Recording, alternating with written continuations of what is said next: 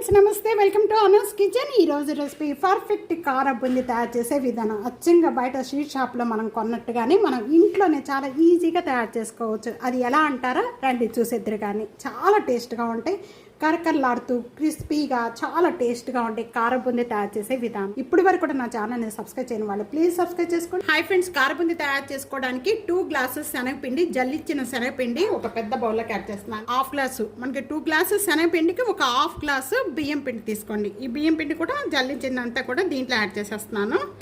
ఎందుకంటే ఈ బియ్యం పిండి వేయటం వల్ల కొద్దిగా క్రిస్పీగా చాలా బాగుంటుంది, బూందీ అనేది కరకరలాడుతూ బాగుంటుందండి.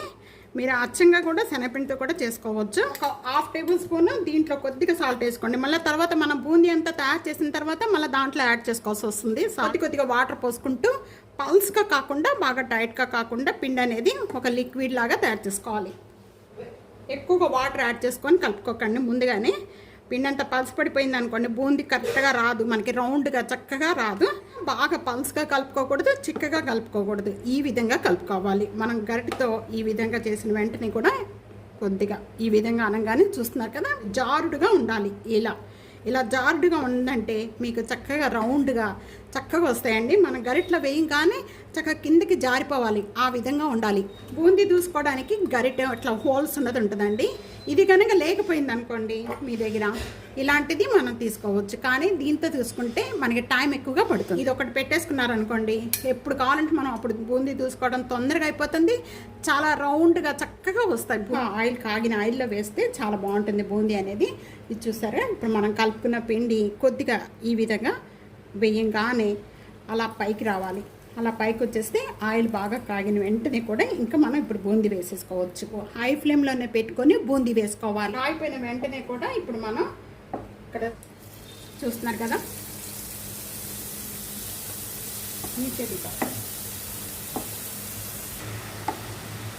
మనం వేయంగానే ముందు ఈ కింద చూస్తున్నారు కదా, ఇలాగా జారిపోతూ ఉంటుంది అనమాట బూందీ అనేది.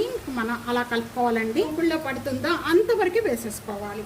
ఇంతవరకు వేసేసుకున్న వెంటనే కూడా ఇప్పుడు మనం ఇదంతా కూడా ఒకసారి ఈ విధంగా మొత్తం కలిపేసుకోవాలి. కలర్ వచ్చేంత వరకు కూడా బాగా వేగాలి.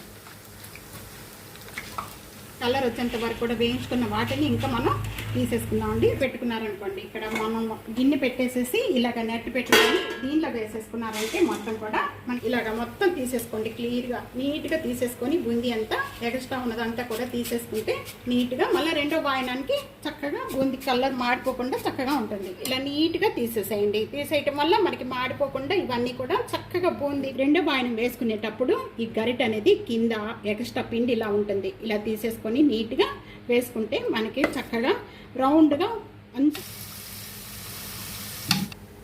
ఇలా వేయించుకోవాలి. వేసేసుకోండి అన్నీ కూడా. 1 కప్పు జీడిపప్పు ఈ విధంగా వేయించేసుకుంటాము.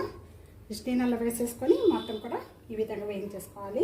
జీడిపప్పు మంచి కలర్ వచ్చేంత వరకు కూడా 1 కప్పు వేస్తున్నాను. ఆ బౌల్లోకి యాడ్ చేసేస్తున్నాను. పల్లీలు కూడా నేను 1 కప్పు తీసుకున్నానండి. 1 కప్పు పల్లీలు ఈ విధంగా నెట్ పెట్టుకొని ఈ విధంగా మంచి కలర్ వచ్చేంత వరకు కూడా వేయించేసుకోవాలి. ఇలాగా పల్లీలు వేయిపోయిన వెంటనే కూడా మనకి చిట్పట్లాడుతూ ఉంటుంది, సౌండ్ వస్తుంది, అంతవరకు కూడా ఈ విధంగా వేయించుకోవాలి.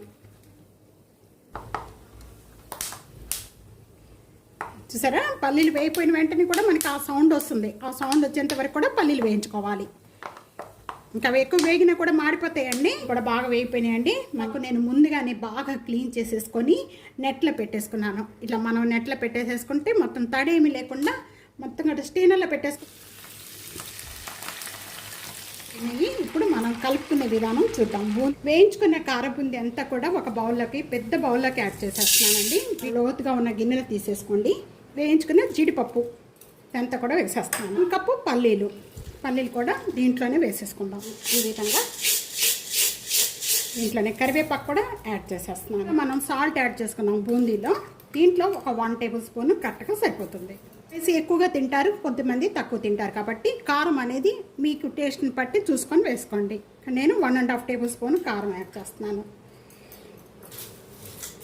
ఇక్కడ యాడ్ చేసిన వెంటనే కూడా మనం ఇదంతా ఒకసారి బాగా కలిపేస్తాం. ఇప్పుడు మనం పల్లీలు, జీడిపప్పు, కరివేపాకు, కారం అలాగే సాల్ట్ యాడ్ చేసేసుకొని ఇవన్నీ కూడా ఒకసారి మొత్తం కూడా బాగా ఈ విధంగా కలుపుకోవాలి. చేతితో కలుపుకుంటేనే బాగా మంచిగా పడుతుంది కారం, ఉప్పు అనేది. ఇలా కలుపుకోవాలి. అందులో వేడిగా ఉన్నాయి కాబట్టి అన్నీ కూడా బాగా పడుతుంది ఆ బూందీకి. కార బూందీ రెడీ అయిపోయిందండి. చూస్తున్నారు కదా, 1/2 కేజీకి ఎన్ని వచ్చాయో. మనకి స్వీట్ షాప్లో తీసుకునేలాగా సేమ్ అదే టేస్ట్లో అదే బాగుంటాయండి. చక్కగా మనం ఇంట్లోనే తయారు చేసుకోవాలి. కారం కానీ ఏది కూడా సరిపోయినాయా లేదా అనేది కొద్దిగా టేస్ట్ చూసుకుందాం. సౌండ్ కూడా చూస్తున్నారు కదా, చాలా బాగున్నాయండి. ఇన్ని కట్ట సరిపోయాయండి నాకు. రసం కానీ సాంబార్ కానీ పులుసులు కానీ ఇలాంటప్పుడు చేసుకున్నప్పుడు కూడా మనం సైడ్ డిష్గా కూడా ఇవి తీసుకోవచ్చు. మనం వడియాలు ఏమి వేయించుకొని అవసరం లేదు, చాలా టేస్ట్గా ఉంటుంది. తప్పకుండా ఈ రెసిపీ ఇదే విధంగా ట్రై చేసి మీకు ఎలా ఉందనేది కామెంట్స్లో తెలియజేయండి. వీడియో నచ్చితే కనుక ఫ్యామిలీకి friends video share and like comment subscribe చేసుకోవడం అస్సలు మర్చిపోవద్దు. Thank you for watching.